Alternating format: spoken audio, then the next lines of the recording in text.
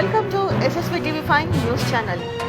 ఘట్కేసర్ కాల్పుల ఘటనపై ఈటెల రాజేందర్ ఆగ్రహం. గో రక్షకులపై దాడులు కాంగ్రెస్ ప్రభుత్వ నిర్లక్ష్య ఫలితం. ఘట్కేసర్ వద్ద గోవులను తరలిస్తున్న వారిపై అడ్డుకోవడంతో చోటు చేసుకున్న కాల్పుల ఘటనలో తీవ్రంగా గాయపడిన సోను అలియాస్ ప్రశాంత్ను సికింద్రాబాద్ యశోద ఆసుపత్రిలో ఎంపీ ఈటెల రాజేందర్ పరామర్శించారు. గాయపడిన ప్రశాంత్ కుటుంబ సభ్యులకు ధైర్యం చెప్పిన ఆయన మీడియాతో మాట్లాడుతూ ఈ ఘటనపై తీవ్ర ఆగ్రహం వ్యక్తం చేశారు. ఇటీవల ఓల్డ్ సిటీ నుంచి వచ్చిన ఇబ్రహీం అనే వ్యక్తి ప్రశాంత్పై తుపాకీతో కాల్పులు జరపడం ప్రభుత్వ వైఫల్యానికి నిదర్శనమని ఈటెల ఆరోపించారు. ఈ ఘటనకు పూర్తి స్థాయి బాధ్యత రాష్ట్ర ప్రభుత్వానిదే.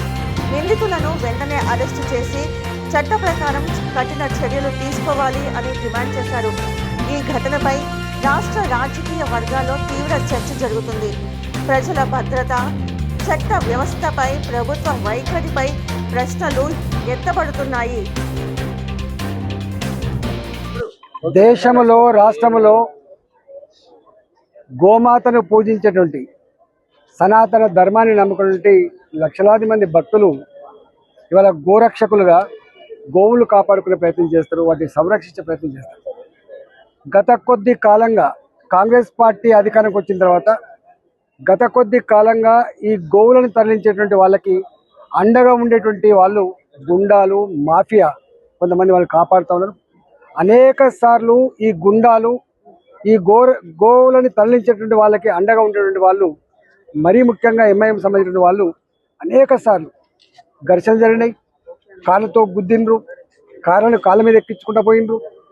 ఆపుతున్న క్రమంలో అనేక రకాల హింస జరిగింది.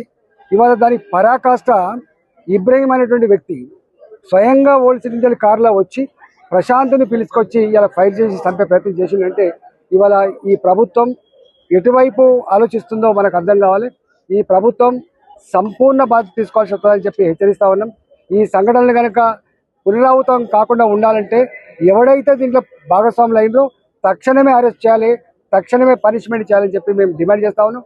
నిన్నెట్లయితే నిజామాబాద్లో ఇలా దొంగలు స్వయంగా పోలీసులనే చంపి ఛాలెంజ్ చేసిండ్రు, ఇవాళ ఇంత భయం లేకుండా ఇవాళ రెండవ ఛాలెంజ్ ఇక్కడ చేపట్టింది. కాబట్టి ఇవాళ లక్షలాది మంది, కోట్లాది మంది మనోభావాలను కాపాడాలంటే ఈ ప్రభుత్వం తక్షణమే స్పందించి వాళ్ళందరినీ కూడా అరెస్ట్ చేసి చట్ట ప్రకారంగా శిక్షించాలని, రాబోయే కాలంలో ఇట్లాంటి సంఘటన జరగకుండా ఇవాళ చర్యలు తీసుకోవాలని చెప్పి ఈ ప్రభుత్వాన్ని హెచ్చరిస్తా ఉన్నాం.